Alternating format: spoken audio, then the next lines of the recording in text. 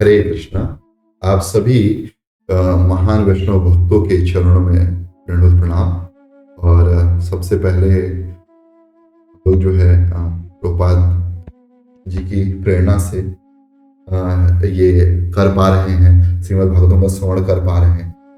क्योंकि जब मैं 2007 में जमशेदपुर NIT जमशेदपुर में पढ़ रहा था, उस समय मुझको प्रेरणा जो है वॉइस के भक्तों से मिली।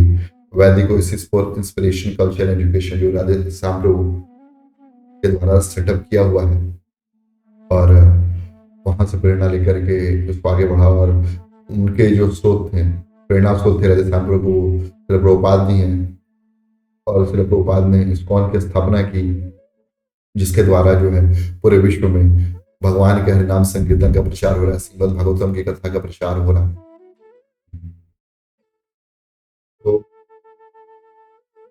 हम लोग को अभी इतने भागवत के इतने हो चुके हैं, इतने जो है वीडियोस हो चुकी हैं। अभी तक हमने देखा कि इसके पहले बलराम जी ने प्रलंबासुर का वध कैसे किया, अन्य अन्य राक्षसों का वध जो है भगवान कृष्ण कर रहे हैं, बलराम जी कर रहे हैं। लेकिन इस कक्षा में, इस वीडियो में हम देखेंगे कि किस तरीके से भगवान के समय जो वर्षा ऋतु थी और शरद ऋतु थी, उसका क्या वर्णन है, उसको हम लोग देखेंगे। तो जब भगवान प्रलंबासुर का वध उन्होंने कर दिया था, दावाग्नि को पी लिया था, शाम के समय जब आ रहे थे वन से, तो गोपियां सोचती थी अपने मन में कि भगवान कितने अद्भुत हैं, उनका चरित्र कितना अद्भुत है, कितनी लीलाएं उनकी अद्भुत हैं, क्रियाएं अद्भुत है, उनका रूप कितना मनोहर है, हम एक क्षण भी उनके बिना कैसे रहेंगे। हाँ, और वो कहती थी गोपीनाम परमानंदम आसीद गोविंद दर्शने। गोपियों का जो परम आनंद था वो एक ही था, गोविंद दर्शन,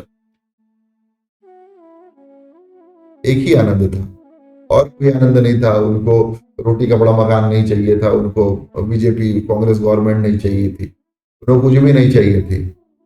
हाँ, उनको एक ही सरकार चाहिए, राधा रानी की सरकार, हमारी जो सरकार है राधा रानी।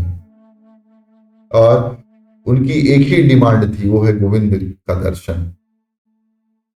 गोविंद कौन? जो सारे इंद्रियों को आनंद से भर देते, जो सारे गौओं को आनंद प्रदान करते, वो गोविंद, और उनको दर्शन चाहिए। और क्षणम युग सतम इव यासाम येन बिना भवत। क्षणम युग सतम इव, क्षण जो था सैकड़ों युगों के बराबर रखता था। भगवान चंद्र महाप्रभु बोलते हैं युगायतम निमीशेन चक्षुषा प्रावृश्यायतम शून्यायतम जगत सर्वम गोविंद विरे। एक जो क्षण है, युगायतम निमीशेन, निमिष जो पलक झपकने के मूवमेंट है, वो एक युग के बराबर लगता है भगवान के विरह में।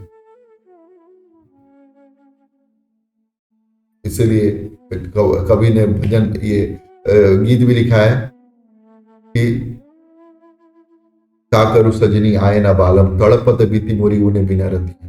और तड़प तड़प के जो है गोपियां व्यतीत करती थी भगवान के बगैर, रात दिन उनके मन में जो है यही चलते रहता, कब मिलेगी। इसलिए कवि कहते हैं कि साजन तुम मत जानियो बिछुड़त तुम बिन मोहि चैन, जैसे जल बिन मछली तड़पत हूं दिने रहे।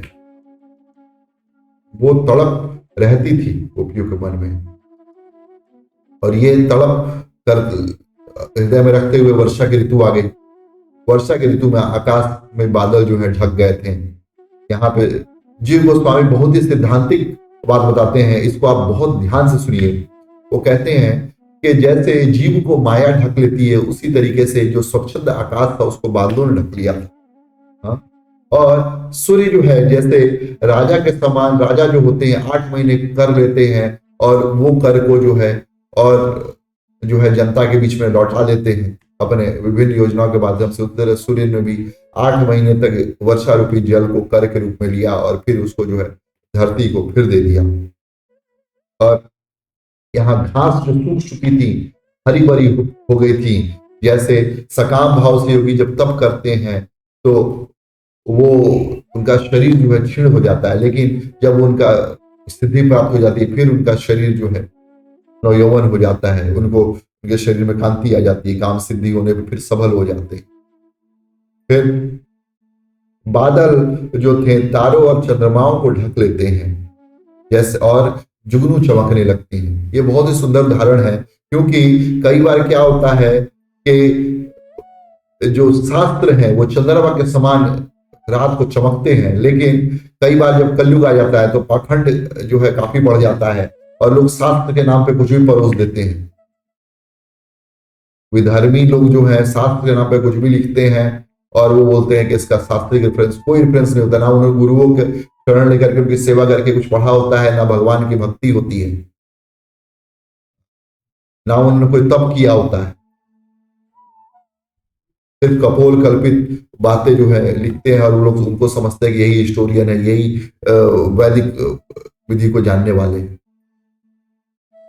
क्योंकि वास्तविकता है कि ये सब पाखंडवाद का बस अनुसरण करते हैं। उसके बाद मेढक जो है कराते हैं यहाँ पे, जैसे वेदवादी जो ब्राह्मण है वो पाठ करते हैं। और मेघ तो परोपकारी होते हैं, लेकिन कहीं कहीं पे बिजलियां जो है कौंधती हैं।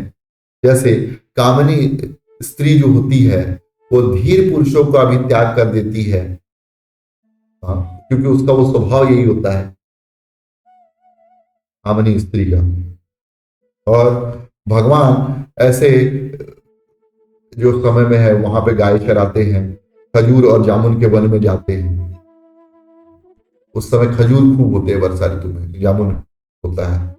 और वर्षा आने में, वर्षा जब भी तेज होती तो वो गुफाएं बनी थी कि आप जाओगे गोवर्धन में तो कई सारी गुफाएं आपको मिलेंगे, तो वहां पे भगवान जो है उन गुफाओं में छुप जाते थे और जो है अलग अलग अपने मित्रों का जो है उनकी प्रशंसा करते थे, पेड़ों की प्रशंसा करते थे, गैयों की प्रशंसा करते थे। ऐसे कर करके उन्होंने जो वर्षा ऋतु जो है अपना पार किया। तो जब हम वैष्णव जब मिलते हैं एक दूसरे से, हम भक्त लोग मिलते हैं, एक दूसरे की प्रशंसा करनी चाहिए, एक दूसरे का अनुमोदन करना चाहिए।